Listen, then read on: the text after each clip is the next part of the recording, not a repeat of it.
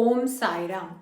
சுத்தானந்த பாரதி சுவாமிகள் ஸ்ரீ சாயிபாபாவுடன் தங்கி இருக்கும் ஒரு பெரிய ஆசிர்வாதத்தை பெற்றிருந்தார். அவர் ஸ்ரீ ரமண மகரிஷியின் ஆசிரமத்திலும் தங்கியிருந்தார். உபாசனி மகாராஜின் சகோரி ஆசிரமத்திலும் வசித்து வந்தார். அது மட்டும் அல்லாமல் கொல்கத்தாவில் இருந்த ஸ்ரீ ராமகிருஷ்ண பரமஹன்சரின் ஆசிரமத்திலும் சிறிது காலம் வசித்து வந்தார்.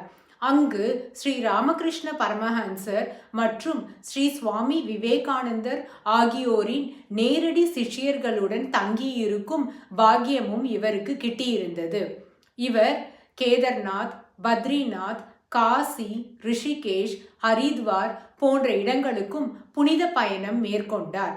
இவர் ராமாயணம், மகாபாரதம், பாகவதம் மற்றும் திருக்குரான், பைபிள் ஆகியவற்றை கரைத்து குடித்திருந்தார். ஸ்ரீ நரசிம்ம சுவாமிஜி ஆத்ம விசாரணையை தொடங்குவதற்கு நீண்ட காலம் முன்பாகவே சுத்தானந்த பாரதி சுவாமிகள் தன்னுடைய ஆன்மீக பயணத்தை தொடங்கியிருந்தார். இத்தனை ஆன்மீக தகுதிகள் பெற்றிருந்த பொழுதிலும் அவருடைய மனம் மட்டும் அலைந்து திரிந்து கொண்டே இருந்தது. அது ஒரு இடத்தில் நிலை பெறாமல் இருந்தது. இத்தகைய பெரிய ஞானிகளான ஸ்ரீ சாயிபாபா, ஸ்ரீ ரமண மகரிஷி, ஸ்ரீ உபாசனி மகாராஜ் ஆகியோருடன் நெருங்கி அவர்களோடு தங்கியிருக்கும் வாய்ப்பு கிடைத்த பொழுதிலும் அவர் மனதிற்கு அமைதி கிட்டவில்லை.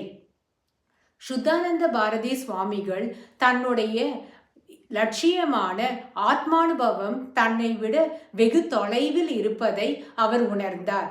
ஒரு முறை அவர் உபாசனி மகாராஜிடம் தன்னுடைய ஆதங்கத்தை தெரிவித்துக் கொண்டு ஸ்ரீ நரசிம்ம சுவாமிஜிக்கு ஸ்ரீ சாயிபாபாவின் கருணையால் ஆத்மானுபவம் கிட்டியது குறித்து தனக்கு மிக சந்தோஷம் என்றும் தெரிவித்தார்.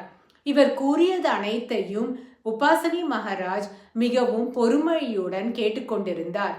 இவருடைய கேள்விக்கு அன்று இரவு பதிலளிப்பதாகவும் அவர் உறுதி கூறினார். ஓ